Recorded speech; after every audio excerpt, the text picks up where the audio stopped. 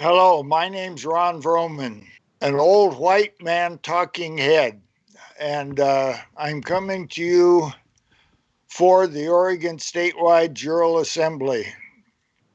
Our objective is to return Oregon to a constitutional Republican form of government. The way we've decided to do it is first we assembled, and that's from the First Amendment of the United States of America's Constitution circa 1819 through 1860. We haven't had a lawful government since 1861 for sine die. Everybody that's in this for any length of time already knows that. New people are going to wonder what I'm talking about. So, we decided to assemble, and we did, and we named our assembly. Then we informed the Senate of Oregon, all the sheriffs on Oregon, the governor, Secretary of State, Attorney General, and they all recognized who we were. They got the information. We have our service documents. So, unlike some people that say they did stuff, we did it and we have the proof of everything we did all the way along the line. This started going on 3 years ago. We started it. We met with the sheriff of Washington County, and he said he's going to treat everybody the same, although there are Americans and U.S. citizens or United States citizens, and they're different categories, they're different jurisdictions, but he refuses to see that. So until he does, there's no constitutional sheriff in Washington County. So then we moved on from that, and we told him we were going to form a grand jury, and we advised them that we were going to do this. When you read Oregon law,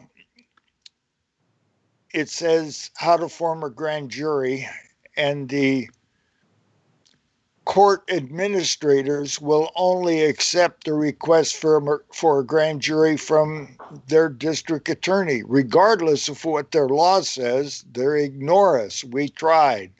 So using their grand jury isn't going to work. So we told them we were going to do our own.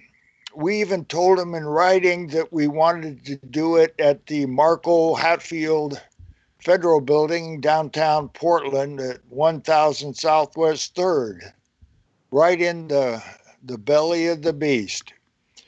So, how do you start a grand jury? None of us knew. We're just Oregonians trying to do the best we can. We have very little knowledge in all of this. Nobody's ever done it before. They've talked about it. There's a lot of people working at it, but so we started. After we've gotten everybody informed, notified, and they acquiesced, we give them 21 days to come up with any rebuttal, and none of them did. So they acquiesced and they default to what we're saying is true.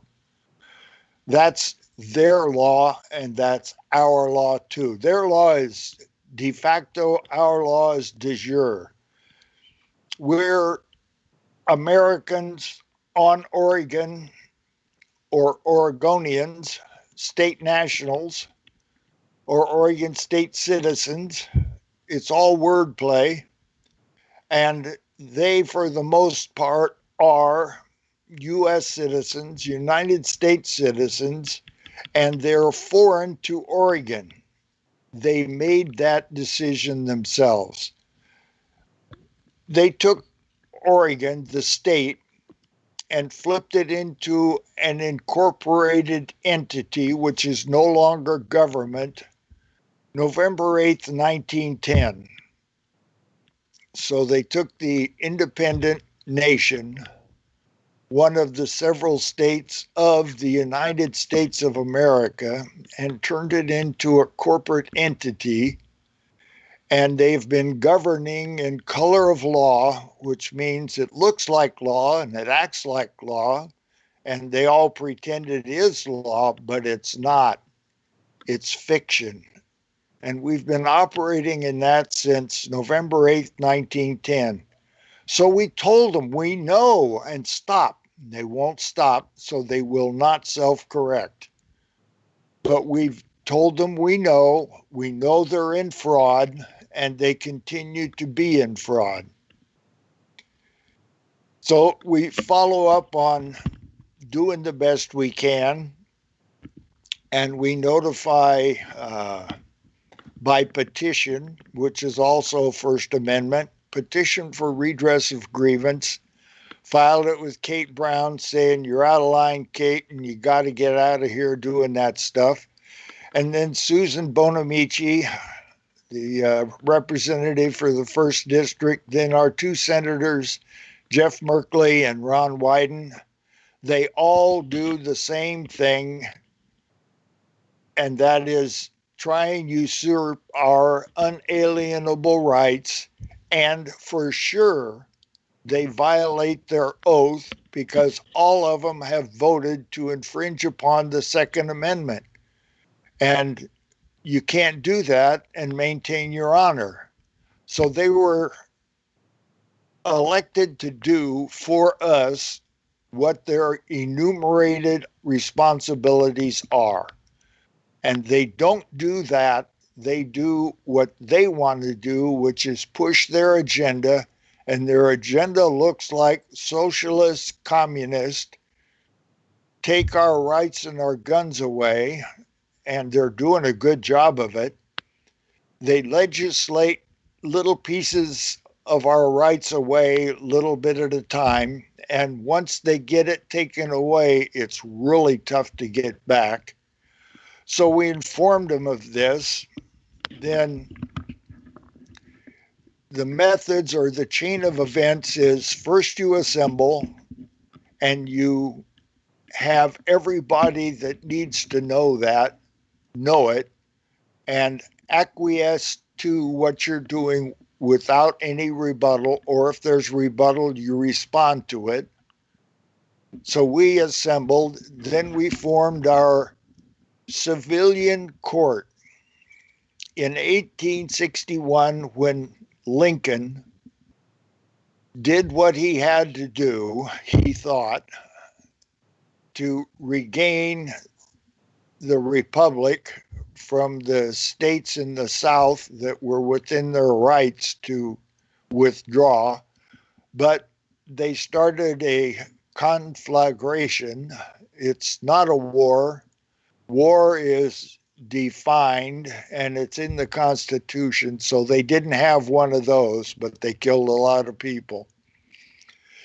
And they didn't have a reconstituting of the several states. They continued to operate in the form of color of law under a false constitution. Oregon is the last state, the 33rd state, and they brought in the next 17 states unlawfully. They didn't have the lawful authority to do it. So those 17 states are still territories, and that has to be corrected. So we're doing our best, and when we formed our civilian court, Ex Parte Milligan says to eliminate the Lieber Code and martial law that Lincoln put into effect during the war between the states, the conflagration, to eliminate martial law, according to the de facto Ex Parte Milligan, you must have a civilian court up and operating on the land. And that nullifies martial law because martial law is under a different jurisdiction and law form. And when we started our civilian court and notified everybody that we were doing a civilian court, and we waited 21 days and 30 days and did everything that we possibly can to be lawful with our civilian court, we did it. It's done. There is no martial law on Oregon. I believe it's the only state without martial law. Anna is doing it in Nevada, but Nevada is still a territory. It's a bogus state made under color of law, and fraud vitiates all. If it was done in fraud, it's fraud. And there's no way you can make that pig smart and look good. You can paint lipstick, but it's not going to happen.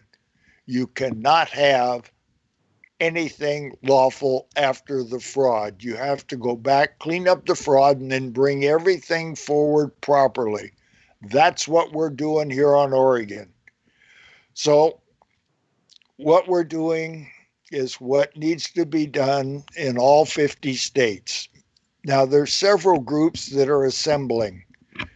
Anna's assembling, and she says she has 50 states assembled. Good for her.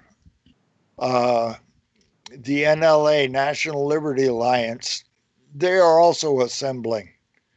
And they're even having a hearing today, or they've already had it, against COVID-19. And it's a nationwide hearing in their grand jury. And I wish them the best of luck. I didn't attend. If it's over with, I missed it. I'll look at it later. They have another group called the Reign of Heaven, and I think they're totally bogus, but they're doing a job. Then there's the Republic 4, an outfit that had every chance in the world to make it, and somehow they blew it, and they put their leader in prison. By the way, if you're interested in getting into this lawful organization to bring about the return of our constitutional Republican form of government, you got to know they kill us and put us in jail. So if you're not ready to stand your ground, hold your mud, and hold your water, this is not a good place for you to be. You can find us on ORSJA, which is going to be our, and I think it's up now, our website. And we're going to be on Facebook. We're going to broadcast on local community channel. I think it's 11 out of Portland. And then we're going to have our Skype presence at Oregon Statewide Jural Assembly. And you can find me. I'm on all kinds of places. And my email is ronvrooman38@gmail.com. And maybe we can have that put up at the bottom and you can see it and use it if you wish. In any case, this is the old white guy talking head for the Oregon Statewide Jural Assembly, and I'm out.